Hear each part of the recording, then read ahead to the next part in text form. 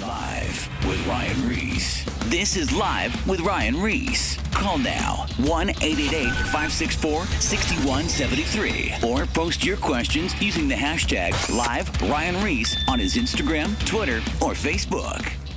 What's up, family? Good to be back on the show this Saturday night. I want to introduce my good friend Leslie Salazar Carrillo. Leslie Salazar Carrillo, she is actually the executive director of the Pregnancy Resource Center in Vista, California.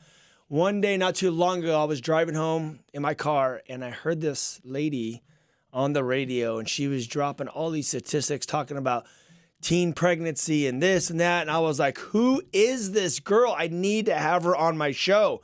So what I did is I contacted one of my friends. I said, can you please find out who was on K-Wave at this hour and find out who it is, and let's get her on the show. And as we dug deep into it, it turns out that it was actually one of my friends that I connected with back in 2012 was the last time I seen her. But I think when did I connect with you for the first time? 2000? When we were at Redlands at the packing house. Was that 2009? Yeah.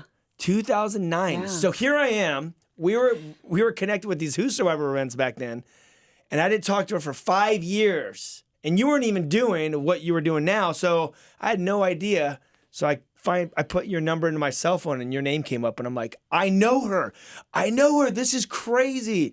So I was so stoked the fact that it was you, and now you're doing these amazing things. And then after talking to you, you've been doing amazing things for the past 5 years or more.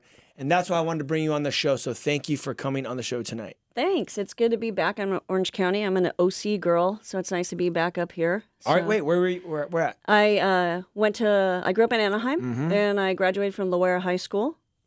We won't say what year. So It's yeah. something like 1934. Yeah, whatever. Yeah, but no, it's good. It's good to be, because I'm in North San Diego County now, and so it's good when I come back up here, and yeah, it's just strange because you're a very different person. I was a very different person then, and so it's kind of cool to see the journey that God's taken me on. And so, as far as being amazing, God does amazing things, and I just get to witness it, and that's, it's the Book of Acts. Lives changed, hearts softened. So it's not me being amazing at all. It's just that God allows me to be a part of His plan.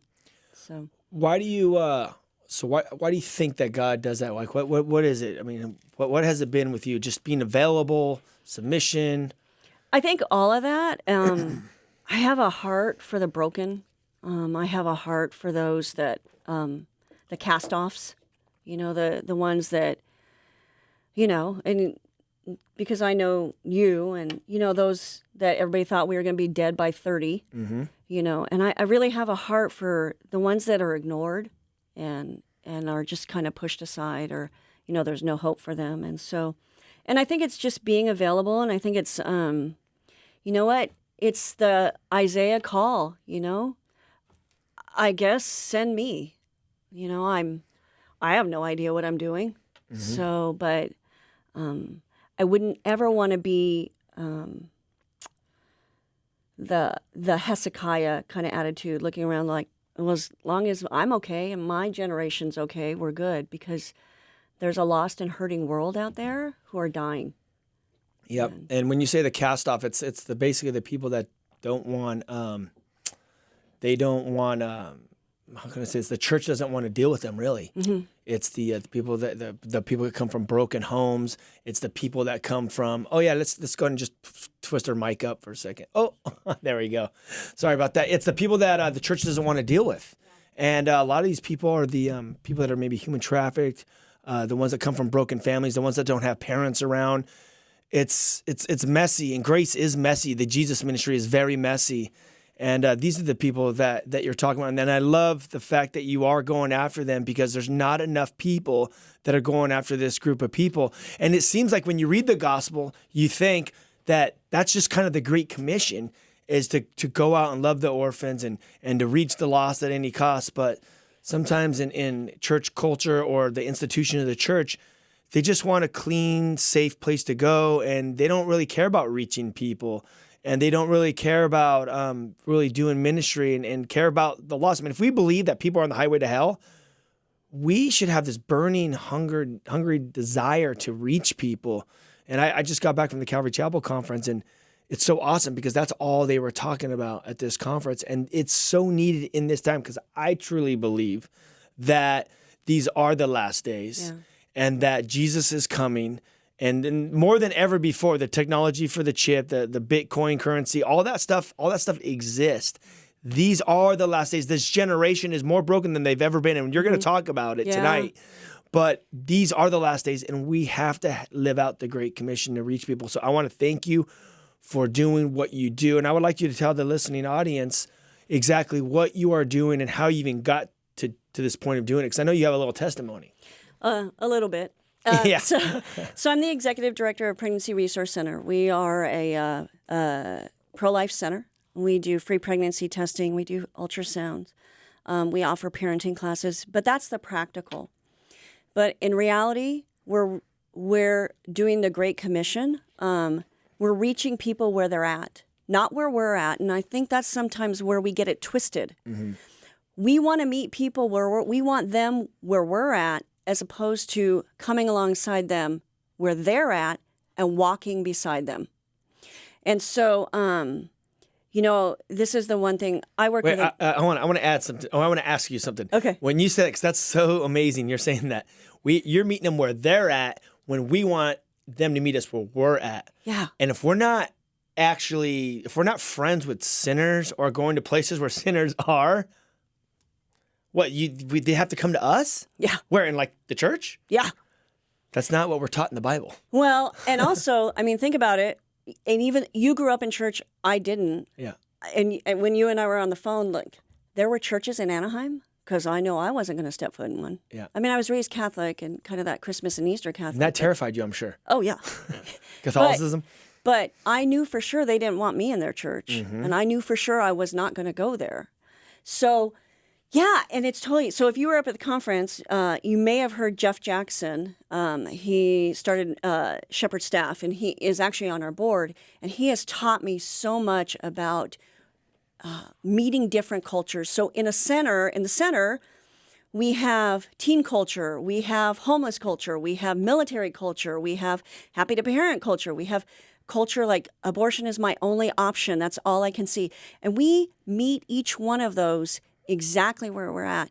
And it's really simple. You treat them with love, dignity, and respect, because that's how Jesus did it, because Jesus went to them. He didn't say to them, clean up your act and then come talk to me. Mm-hmm. He came and he sat in the dirt with the Samaritan woman. He touched the filthy. Mm-hmm. The only people that he got mad at were the people who should have known better. Mm-hmm. You never saw him get mad at the people who were hurting and broken and lost. And so that's how we need to approach it. And even in the pro-life movement, sometimes we want them to be where we're at. We speak a certain language, but they're not there, and they don't need to be there. So we need to come and talk to them in their language, meet them where their hurt is, and really, it's not the quick fix. Oh, here, read this, read that, you're good to go, out the door. Jesus saves, and you talk a bunch of Christianese to them, and that's like a different language to the culture, and then that's it. No. And you know what? This is something that I say all the time, and we say it. How do you save an unborn child? You love the mom and the dad right where they're at. Mm-hmm. You almost take, I might get a little flack for this, you almost take the baby out of the picture for a minute. You meet her needs where she's at, and my heart is to start meeting his needs where he's at. And then you reintroduce that baby back into the picture, because now she's being heard. She's being valued. It is a value thing. You know, sometimes when somebody comes into our center and we're treating them with dignity and respect and love, we're the first people who ever did that. Are we spouting Bible verses? No. We're Jesus in the practical. You have a need, we're going to meet that need. And the thing is that when somebody's in a crisis, they're in kind of a circular thought pattern. our job is to slow that thought pattern down, because you'll make rash decisions when you're in a circular, anybody in a crisis. We slow that down. And let's think about this. We're not going to tell you what you should do or what you shouldn't do. We're going to slow your conversation down. And you know what? We're going to hear you. So that's kind of what we're doing right now. And then what brought me there is, so I've been there for 6 years. I've been the executive director since November. I had the privilege of being under the previous executive director for 6 years, who taught me grace and kindness and love. But, just coming from a place of brokenness, of not knowing where my value, and trying to find my value in 101 different places and 101 different scenarios, and the consequences kept getting larger, and ended up in a violent situation, and then God gave me this child who was born with a massive heart defect, and when he was 3 years old, I hit my knees and cried out to the Lord because I had this child. But the amazing thing about that is in that journey, God showing me, see, I gave you this child so you could know how much I love you. But being a single parent, I was a single parent for 11 years. And so I understand that, and being alone and being desperate. So yeah, that's what brought me to where I am right now. And really, sometimes the best thing we can say, the worst thing we can say is, I know how you feel, because you don't. The best thing that we can say is, I've walked down a similar road, and I'm going to walk with you. Right. So they feel like they could relate. Yeah. Now, also too, though, when you found the Lord, it was a little journey, though, because you've been actually doing a lot of ministry stuff even to get to this point where you're at now with this pregnancy center. Yeah. So I got saved when my son was 3, and grew in the Lord, and I was so thankful to have.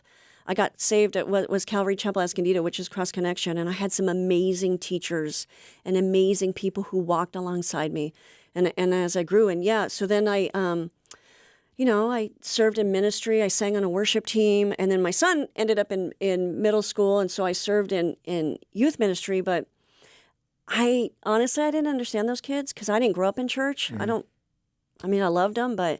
So my husband, we met you guys, and it was so crazy because there was like this, there's got to be more. It can't just be here. What about all the people who are not here? Who's ministering to them? And it was, my husband actually was a high school pastor for a time. And so then we met you guys, and Lowly. Oh, Lowly. We love Lowly. No, we do. And so she and I and a group of us did a bunch of stuff, but then we were my husband and I were called we live in Escondido, and there's a lot going on in Escondido. There's a lot. Tell us a little bit about that. So they call it Methcondido for a reason. So now wait, it's okay. There's Poway. Is it Vista Escondido? Is that whole kind of area? Yeah. So it's east of west of Poway, east of Vista, kind of the base of Valley Center. So it's kind of inland from Vista, and it's working class. Escondido, I see it right here. San Marcos, right? Yeah. Okay, and that whole little area, 78 and the 15 freeway. All right, yeah. Right below, it's a little ways down from Temecula, but it's off the 15 down there. Okay, yeah. So there's a lot going on in Escondido, and like I said, they call it Methcondido for a reason. And there's just a lot of hurting people, a lot of homelessness, a lot of drugs, a lot of everything. So my husband and I, there's like this corner. We called it the corner because I don't know what else to call it. And it was really after meeting you guys, is just meeting people where they're at. So for 3 years, we would go out to this corner and just kind of stand.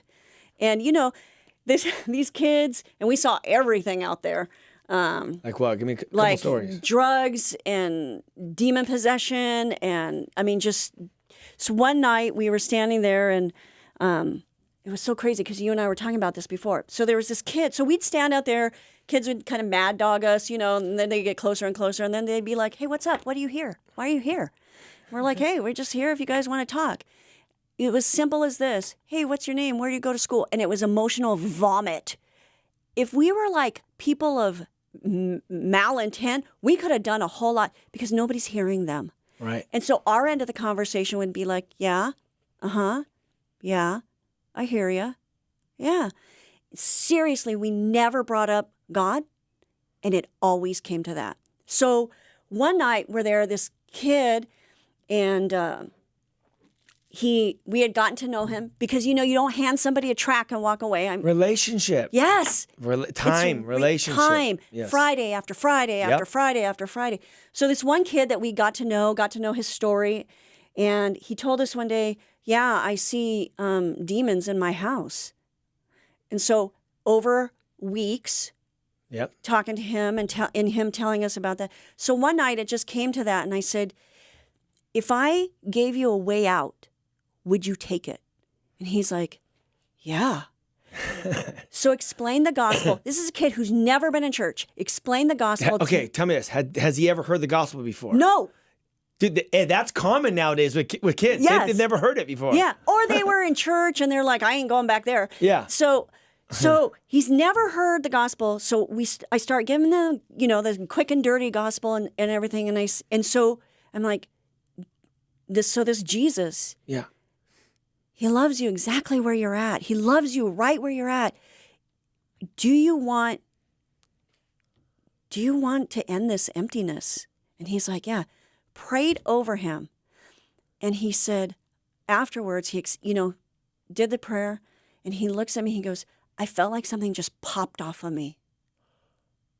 Holy Spirit coming down and breaking the strongholds, huh? So oh my gosh. So we were like, and you can't be like, gig out about it. Yeah, but so we're like, yeah. So we kind of mentored him for a while, and didn't see him. A couple of years later, we see him again, and we're like, hey, whatever happened with that demon thing? He's like, oh man, I totally forgot about that. I haven't seen that since that night. No way. Well, yeah. Why am I saying no way? Yes. Yeah. That's what happens. Hey, you have Leslie Salazar Carrillo in studio from she's the executive director of the pregnancy agency down in Center in Vista, California.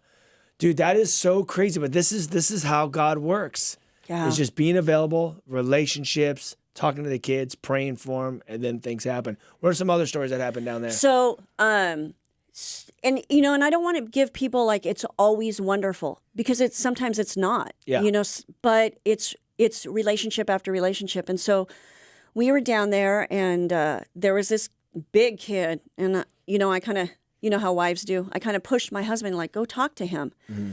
And he's like, no, I don't feel good about it. And I'm like, no, I think you really need to talk to him.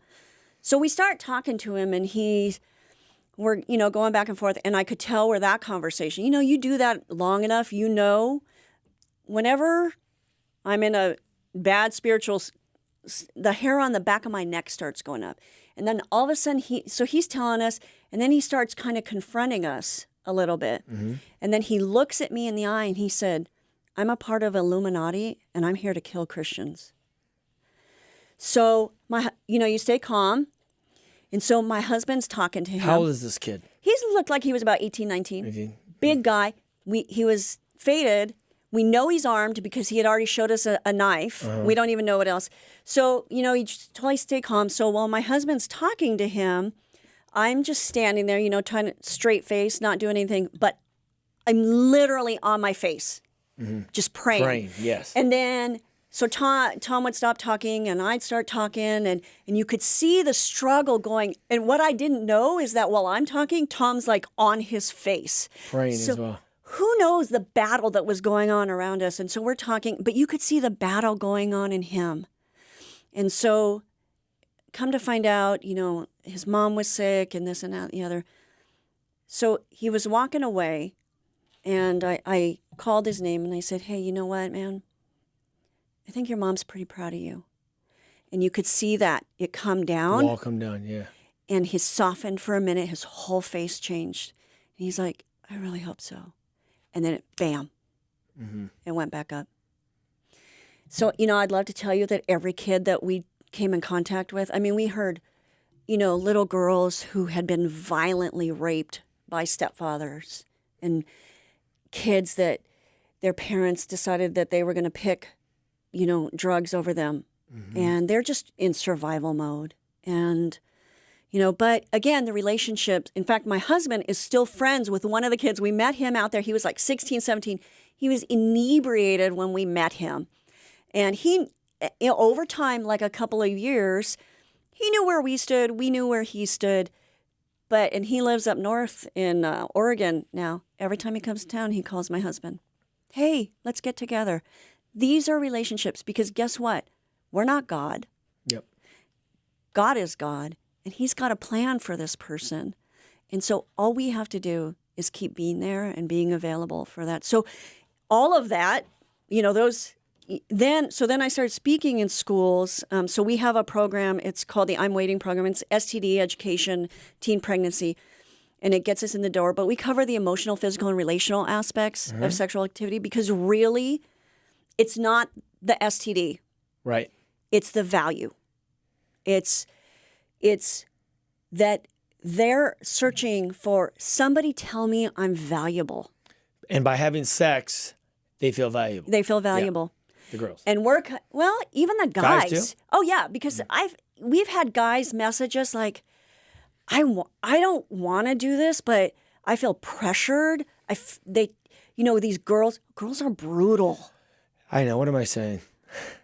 They're brutal. No, it's just like guys. So this is what I used to tell the girls. Hey, you know what? These guys are trying to be good guys. I know they front and they're acting like this, but really they want to be good guys. Don't torment them.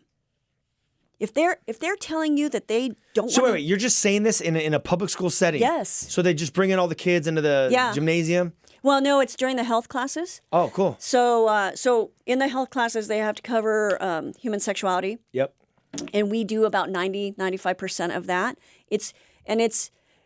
And I really like this. This is how I'm wired, and because we cannot say anything that has to do with faith. It's all medically accurate information straight from the CDC. But if you're speaking truth, you're preaching the gospel. Yep. That you have a purpose, you have value, and the decisions that you make are going to affect your future one way or the other. And then there's the simple biology of it, And so we would go in with that, but really it was the emotional, relational, because that's the heart of it.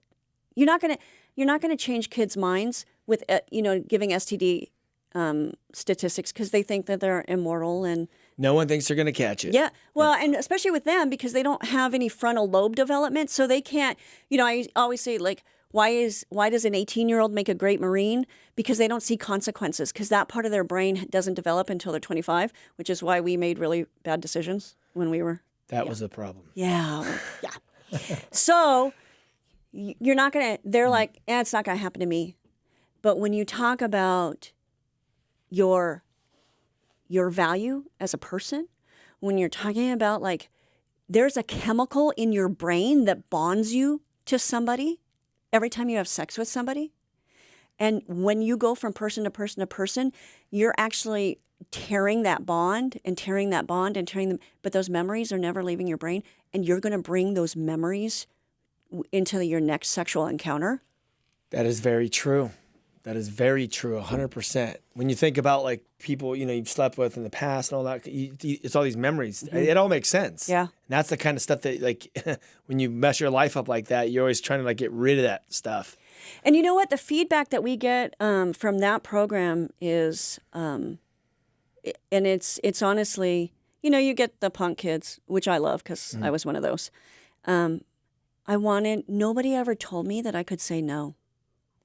Nobody ever told me that I had the right to say no. Like refusal skills are something these kids do not have, and guys and girls. And so nobody told me that I had value. And that's huge for them. So then I was doing that. And then I don't know. Well, give me some. We're going to go to break in about 5 minutes, but give me some statistics of what's going on with these kids that are in high school, maybe even junior high, that are sexually, like, what's the average age of them, like, starting to have sex, pornography, pregnancy, maybe? Yeah. Some So it's kind of crazy. So the average age that if somebody starts having sex is about 13, 14. Now, what they consider sex and what I consider sex are two totally different things. They don't consider oral sex, but it is. Mm-hmm. So it's actually a little bit younger. Mm-hmm. So when we would speak in middle schools, about 30 to 40% of them are sexually active to some degree or another. 30% in middle school. Middle school. Mm-hmm. So with the porn, right now, the average age that a boy is exposed to porn is about 7.5. I've heard 8. And that's even gnarlier, 7.5. Yeah. And it's on their phone. It's usually accidental, but it starts like this lifetime. So now they're seeing erectile dysfunction in 20-something-year-olds because they're so addicted to porn. Wait, okay, so they're not, when you say that means they're not able to have sex at all. Mm-mm. Now, is it because they just can't get excited enough to do it because of the progression and how gnarly porn is? They look at just a normal girl or a girl that's naked, and that just doesn't do it. It doesn't do it because actually what porn does is it rewires your brain, and you need that instant gratification. It's the same thing as when you do cocaine. It's the same parts of your brain lights up. What's it called? It's the chemical the dopamine. Dopamine. Yeah. So their brain has been completely in new pathways, and they really and it's such a self-centered type thing that they can't consider her emotions. The sad thing is the feedback that we get in the schools is because all these guys are addicted to porn, and these girls think that that's who they need to be to satisfy, like. Yeah. Oh, yeah, because they think they have to be porn stars. Yeah. Which is not a reality. I have friends that are porn stars, and they said when they were in the thing, everyone's doing drugs, and it's just like it's just a bad situation. So the thing is right now, so the statistics are 1 in 4 sexually active teens, ages 15 to 19, has an STD. Wait, from what, 15 to 19? Yeah, has an STD, who are sexually active. 1 in 6, ages 14 to 49, have herpes. Oh, you know what? We're going to get into the rest of the statistics when we get back from break. We're going to be going in 2 minutes. I want to plug a couple things, but before we do that, we have the executive director of the Pregnancy Resource Center in Vista, California, Leslie Salazar Carrillo, in studio, and we've been hearing some wild stuff so far, what's going on with the youth and all these statistics. It's going to get more wild right after the break when we come back in a couple of minutes. But if you're familiar with the Whosoever's movement, you've been watching the show for the past 2 years. We are continuing to hit the public high schools. We are actually touring big time right now, getting charged up for this next year. If you want to have us come to your high school, please contact us at thewhosoevers.com. And I'm also doing actually a speaking tour right now called the Wake Up Tour. It's from that verse in John 4:35. It says, Jesus says, look up, wake up and look around, the harvest is ripe. And what we're seeing as we're touring these public high schools, these kids are getting saved, just like we were talking earlier in the show, that they haven't heard the gospel. They are open to the gospel message. When you tell them that Jesus loves them and he died on the cross for their sins and he will fill that empty void and he will show them why they were created, these kids are like, sign me up. Double portions of forgiveness. Mm-hmm. Yeah. Because this is the world we're living in. Social media, everything they're seeing, they're actually seeing new ways of sinning, to do evil. Stuff that they didn't even know about. Just like when they watch pornography. They're like, I did not know you could do that. It's like taking them the next level pornography stuff, as well as next level doing drugs, drinking, all these different ways of sinning. This is the world we're living in. But just remember this. Don't get distressed. These are the most exciting times in world history. The King is coming. Jesus is coming. And the gospel message of Jesus Christ can change someone in a moment. It changed myself like 9 years ago. When I gave my life to the Lord, I had a Holy Spirit encounter. God delivered me from drugs and alcohol and transformed my life completely. The gospel message can change someone in a moment. We'll be back right after the break in 2 minutes. More Live with Ryan Ries coming up. Is everything all right? Call now 1-888-564-6173 or post your questions using the hashtag #LiveRyanReese on his Instagram, Twitter, or Facebook. I think I speak for the entire administration when I say whoop-de-doo.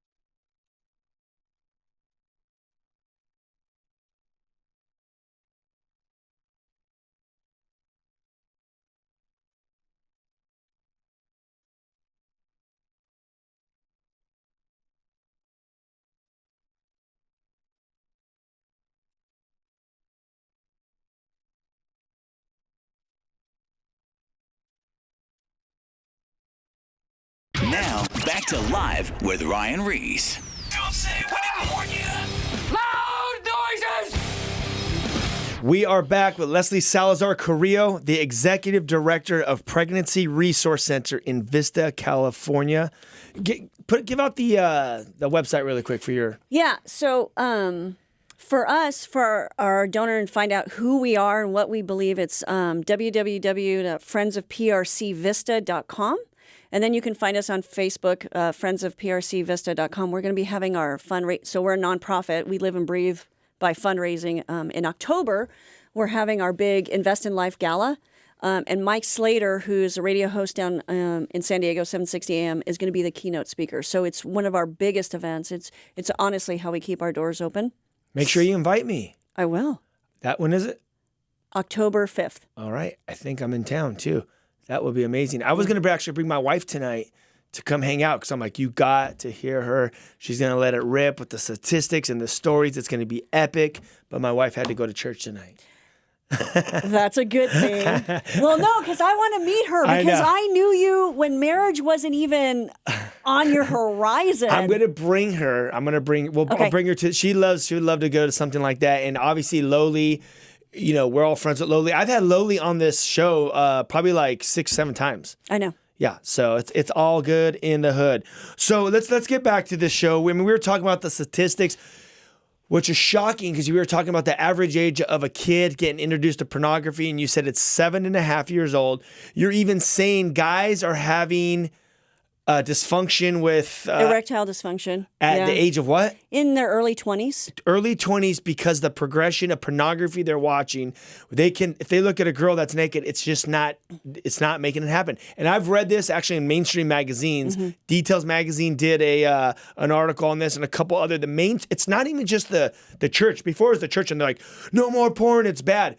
Now the mainstream, even like I think Time Magazine even might have came out with something, but they literally have campaigns and programs you could join that's anti-porn because their life is, they don't even leave the house. Yeah. Because they don't even need to go out and find a girl to sleep with because they're using porn. And you're even saying now that a lot of people with this age group from 19 to 29 aren't even going out and getting girls pregnant because so sexual activity in the 19 to 29-year-old generation is actually down, but their porn consumption is up.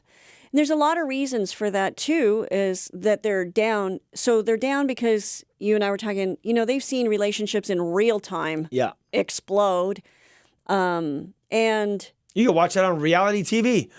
You can pick up your phone and see that on, Instagram tonight. or Snapchat. But so they've seen all of that, and they are really educated on STDs. So we were talking about that earlier. Like teens think that they're immortal. You get older and you realize, that could radically change my life, and so and then it kind of feeds into that self-centered, I'm my own God type thing. I'll just take care of me and I don't have to deal with anybody else. And then I'm good. And what they don't realize, and this is how I kind of approach it with teens, because everybody's about social justice, which I think is great. So I'll tell them, because they'll say, what's wrong with porn? It is the leading driver of human trafficking. Porn is the leading driver of human trafficking. Because people want to act out what they're watching. Yeah. So then they get a human traffic victim and you know this because you know people who have been in that industry. They were usually trafficked. Yeah. To begin with. And so when you give That's them crazy. that, then they really think about that. But like you and I were talking during the break, so teens generally don't abort unless somebody's forcing them to. But the 19 to 29-year-old, their abortion rate is about 57%. So the human heart starts beating 21 days after conception. A woman generally finds out she's pregnant 30 to 35 days after conception. And 90% of abortions happen between 10 and 13 weeks. So 2 months. Yeah. So those numbers are going down too. And it's because more people are addicted, and women are being addicted to porn too, or getting addicted to porn too. Yeah, what's the ratio from guys to girls? Because before it used to be like, the guys, but now it's still, is it equal, like 50-50? No, it's still majority guy driven because you guys are visual. That's how you guys were created. This is true.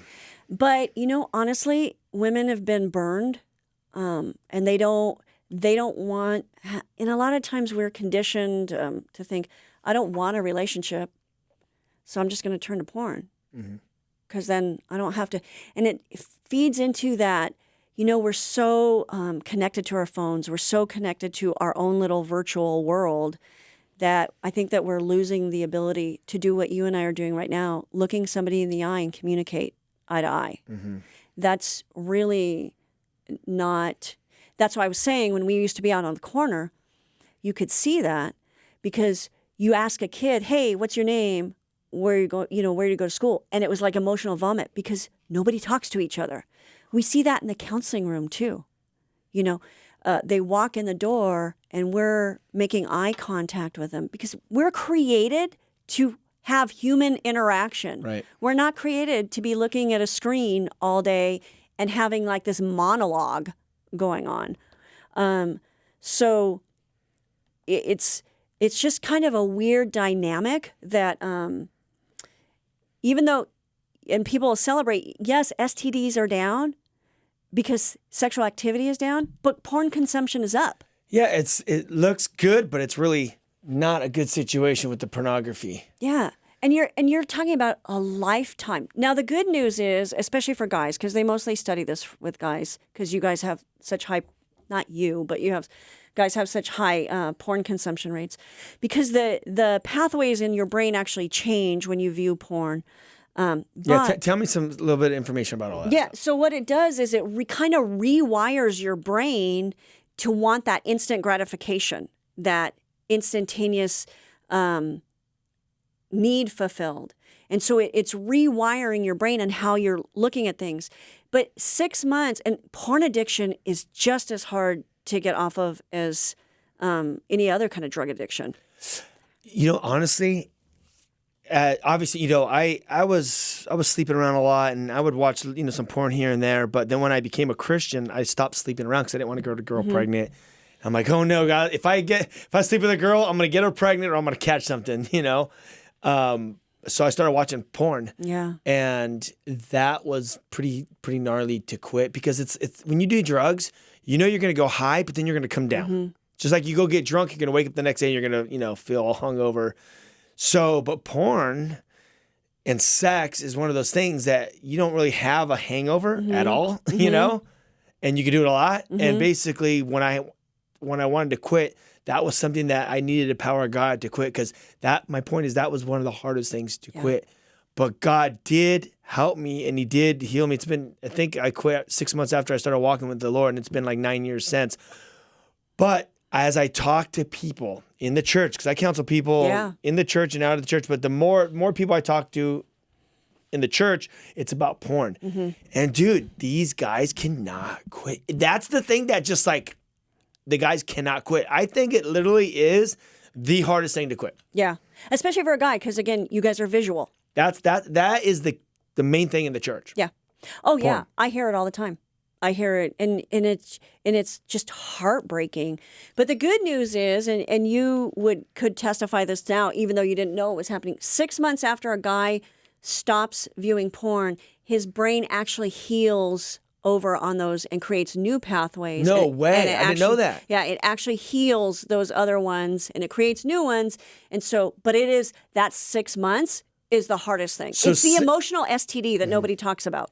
So 6 months is basically like that's kind of like the window, like the what's called withdrawals, I guess. So if they could get past that, I didn't know that. That's interesting. But yeah, and guys, and Ryan, you could speak because you're a guy. Be accountable. Be accountable. Come to your brother and say, I am really struggling. And I just think that, like you were talking about earlier, we want people clean when they come to church. And that's not who Jesus is. And this is being in the pro-life movement. And, this is something that we deal with too, especially with post-abortion healing. I think we've kind of conditioned people to sit and think, that was the worst sin. Because we only talk about it in specific times. And we talk about the brutality of it. Yes, it is. But we never talk to that person that's sitting there and saying, that sin, just like every other sin, was forgiven at the cross. Yep. And the victory of that empty tomb, that's where you walk. And it's the same with porn, because guys don't want to come out and say, because they're saying this is the worst sin that there is. And Satan has a stronghold on them like you can't ever. Or it's the flip side, this is the victimless sin. But it's not. Because again, you're bonding with that image. Your brain is releasing oxytocin and you're bonding with that image that isn't even real. Because Jesus said, if you even look at a woman, it's with lust, and you're committing, you're basically having sex with her. Yeah, exactly. Because the God of the universe knew how we're created, and he knew what your brain was going to do. It wasn't that, you're looking at this woman with lustful thoughts, because that memory is being implanted in your brain. It's a hard drive. You remember it. I can remember porn that I watched. I can remember the first porn I watched when I was like in 4th grade. Like it's right there on the hard drive. Yeah. Top shelf. I can just pull it up. Yeah. Yeah, it's a very big, and people don't understand that. And then what happens is they try walking with God, or they walk with God, then they get married, and then now they're with their wife, and then they have this hard drive full of porn. So and anybody who's walked down that road understands that those memories will pop up at inopportune moments, because who wins in that? What did God create sex for? And it's beautiful. And that's something that we talk about in the schools too. A desire for sex is healthy. And that's natural. We're created to be alive is to be a sexual being. Yes. There's nothing wrong with desiring sex. I used to tell the kids all the time, look, if you at your age see somebody walking by and you're like, dang, how does that even happen? And you know for sure that if their class is at one end of the campus and your class is at the other end, you are for sure going to walk by their class every single day. That never goes away. There's nothing wrong with that. Yes. But you take something out of how it was intended, and there's going to be nothing but consequences, And so God in his infinite wisdom knew that, and that's why he was saying that, because Because what will pull a man and a woman, a man and a wife away from each other the most? Not having that bond, that intimate relationship, because that's how you connect. You connect on so many different levels, but that's really where you connect emotionally, physically, and relationally, right? And so if a man and a woman are not connecting like that, who wins? Yeah, and you're watching porn and you're not connecting. It's a whole, And now she's feeling betrayed because women have no problem feeling insecure. I hear that story all the time. Yeah. That the husband is watching porn and that's that. So, and I hope that anybody that's listening is not saying, oh man, they're bashing on me and they don't understand. No, a sin is a sin is a sin. And you've got two sinners sitting in here right now. Yeah, I want to actually say something. Listen, you could come out of it. I was deep in it too. I just had to surrender and say, God, help me to get through this. And literally, my mind would go there, I'd be like, no, I'm not going to do it. And I would have to die to myself. Jesus says, if you want to be my disciples, you got to turn from your selfish ways, pick up your cross and follow me. You literally got to pick up your cross and follow Jesus and turn from your body appetites. And God will deliver you from that. I mean, he can do it very easily. It's going to be a struggle, but you'll get through it. I've done it and I'm going to tell you right now, I could be going through social media and random stuff pops up. You could be on YouTube and random stuff pops up. Because you get a rabbit trail and all of a sudden you see this image and then my mind goes back to going, yeah, go watch porn. That happens all the time if I randomly come up on stuff. But then I have a choice to make. You reap what you sow, right? Yeah. And I'm like, no, I'm going to reap the things of the Spirit. I'm going to sow the things of the Spirit. So I'm going to go after Jesus. And I decide not to go there. But what happens is so many people they don't resist the devil. What's that one verse that says, resist the devil and he will flee? Yeah. Now, when you think about resist is like if I jumped over, and I'm not going to do this, if I jumped over and I grabbed you and I tried choking you to kill you, what would you do? You would try to resist me. And what does resisting mean? That means you're going to do everything in your power as long as you have life in you to keep me from killing you. That's what resist means. Now, let's think about ourselves. Do we really resist the devil? Now you're on your computer, you're on your flip phone, you're flipping through your phone, and an image comes up. Do you resist the devil or do you just click on it? Yeah. People are not resisting the devil. Well, and I think too, and anybody who's listening who knows me is like, oh, dang, Ryan, don't try it because she's one mean Mexican woman. She'll first start throwing shoes at you. But the thing is that too, and please, we're not passing moral judgment, but you got to walk in that victory of that empty tomb. You've got to every day walk in that victory because it's easy to resist then because you're walking in victory. He was victorious for you. You didn't have anything to do with it. And when you're walking in somebody else's victory, then of course, you're like dying to yourself because it was his blood and it was his power, none of yours. And when you get to that place of humility, like, I have no power without you. I can't resist the devil without you. Yep. But I every day have to wake up and say, I am going to walk in that victory that you had, that blood on that cross and that victory of that empty tomb. That's where I'm going to sit. Are you going to fail? Yeah. And there's tons of grace. Yes. There is grace, and grace. And I just want to say, I'm telling you guys, because I've done it, and it's through the blood that was shed on the cross. It's possible. This is why I'm so stern on it, because so many people think, how do you do it? How can you do it? It's possible. If I did it, anyone can do it, and it's through the power of Jesus Christ. Like you said, it's through the tomb, and there is grace. You are going to mess up.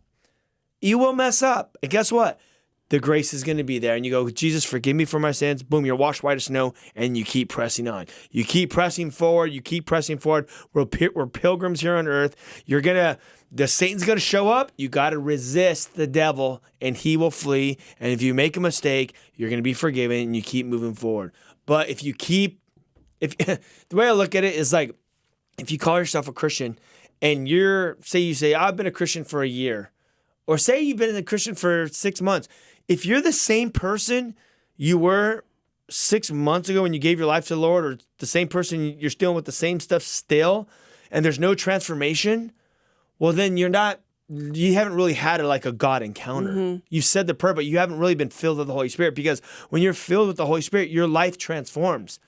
And you're a different person every day. When you're pressing, when you're pressing into God and you're reading and you're praying and saying, God, let's do this, and you're following him, every single day you're drawing closer to God. And you'll make mistakes, but your heart's for God. But if there's no transformation, then are you walking with God, really? Well, and it's so funny that you bring that up, because I was thinking, because I'm reading in 2 Kings, and when at the end of Hezekiah's reign, and it said, God always talks about the remnant, which I just love, and because you work with youth and I work with youth, and they're the remnant. God's going to raise them up. Yes. But when it says to sink your roots deep, and out of that, fruit comes out. Good fruit comes out of that. And I was thinking, sink your roots deep in the rock, and out of that abundance, fruit will come out of that. All your job is to sink your roots deep. And like you said, press in, get to know him, get to know his character, who he is. Because when you're pressing into the God of the universe, who left his kingdom and walked among sinners and went to the cross, the sinless one went to the cross, and then by that restrained power overcame death. When you press into that, it just, sin is something that you're always going to have to deal with. Always. But I remember hearing somebody say, the closer you walk with God, the more disgusting your sin looks to you. And it's so true. But don't buy into that lie. We see it in the center all the time. Recently, we had a girl come in and, mom tried to sell her on the streets of TJ for drugs. Mom used to take her to drug houses and let men touch her for free drugs. That was her reality. She made choices based on where she came from. And she came into the center one day and she needed a pregnancy test, and she's telling me this, and she's just bawling. And she said, I feel so far from God. And I said, well, I'm going to tell you that God's never been far from you. Don't believe the lie of that enemy, because your daddy, who loves you, your king, when the enemy starts saying, oh, you've done this and done that, and he's given it to you in full living color, because he does, you spit it right back to him and say, but my king, his blood has washed me clean. That's what you say. And nobody had ever said this to her. So I think the point of this is, like, her need wasn't a pregnancy test. Her need was somebody to come alongside and say, I understand you, and let me tell you what God thinks of you. So as we're talking about this porn and sexual addiction and sin and everything, don't let the enemy pour into you that you're hopeless. You've got no hope. You're done for, because God is pressing into you, and all you have to do is turn to him, and he is right there. And so and I know this happens to you, happens to me every time I get on a stage or every time I'm going to do something, the enemy in full living color will show me what I did. And you know what? It's truth. That's the only time he doesn't lie. But you just spit it right back at him and say, yeah, I did that. Yeah, that's who I was. But by the blood of my king, I am washed free, and I'm going to walk in victory of that empty tomb. Because that's how he gets us. And this is how guys in the church are sitting in brokenness, addicted to porn, and afraid to say anything to anybody. That's why women are sitting in church who have had abortions in their past, and they're sitting there and they're saying, this was the worst sin. Mm-hmm. And all of it is a lie. It is a lie, because that's why he came, to die for the forgiveness of sins for us sinners, that any sin we commit, anything. You know what I love? I love that verse in James 4:8. It says, draw near to God and he will draw near to you. So wherever you're at, draw near to God and he will draw near to you. Basically, talk to him. Pray. People go, how do you pray? You just talk to him. Yeah. God, I'm dealing with this. Please come in, forgive me for my sins, and reveal yourself to me. Yeah. And get a Bible. Find a Bible that you could read, a translation. I didn't like the King James because I have a poor reading level, so I got the New Living Translation. Yeah. Read a different translation. read the different ones until you find out which one you want. And I mean, there's tons of them. And just start reading it. Start in the New Testament. See who Jesus is. Read even the Gospel of John. And let Jesus reveal himself to you. He will forgive you of every sin that you've ever done. And not only that, this is the best decision that you could ever make in your life. Your name, when you give your life to God, he writes your name in the book of life. He will start washing you, cleaning you, changing your heart, changing your mind, showing you the reason why you're created. He'll start opening doors that you need to go through with jobs and schools and even your soulmate. I mean, the one that he created for you. I mean, it's the most exciting life you'll ever live. Will tribulation come? Well, is life tough sometimes? Yeah, it is life. But this is, once you enter into a walk with God, you'll know that this is it. I would never go back to the life. I left nothing behind but chaos. Yeah. You know? Yeah. So I just want to thank you for coming on. Why don't you plug your business and the website and all that good stuff? Yeah. So if anybody's listening, so we're the Pregnancy Resource Center in Vista. We're a complete nonprofit. We do free pregnancy testing. We do free ultrasounds. We have parenting classes. All our services are free. Everything's confidential. So if you're sitting out there and you're in North San Diego County and you're like, I just need to go somewhere, I need to talk to somebody, give us a call at 760-945-4673. And we're not going to judge you. We're not going to say, psh, how'd you get here? We're going to say, how can we help you? How can we lighten this burden off of you just a little bit? And if anybody wants to support us, which we would absolutely love, you can go at www.friendsofprcvista.com or find us on Facebook at friendsofvista.com. And yeah. Well, thank you very much for being on the show, and all of you guys that follow the Whosoever's movement. Keep us in prayer. We are hitting high schools, and I want you to get us into high schools in your area. Yeah. We want to come down there. Yeah. Get involved. Go to thewhosoevers.com. See what we're doing. We're reaching these kids, so hopefully they won't end up in your center or in rehab or in jail. Yeah. That's the point, is to reach them there. But if not, thank God we got a system like you guys to be there to meet the ones that we didn't catch. We all work as a team together. That's just how it happens. And actually, up next, you're going to be hearing a Bible study from my Shine Bible study that will be on the air right after the show. So enjoy. And if you want to get any of those extra Shine studies or any of these past shows, you can go to my website at ryan-reese.com to catch up on any of those old past shows. We love you guys, and I will talk to you guys next week.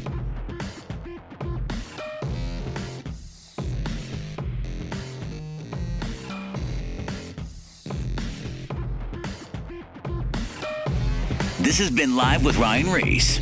To connect or find out more about Ryan, click on ryan-reese.com. Check us out next Saturday at 9 p.m. for Live with Ryan Ries.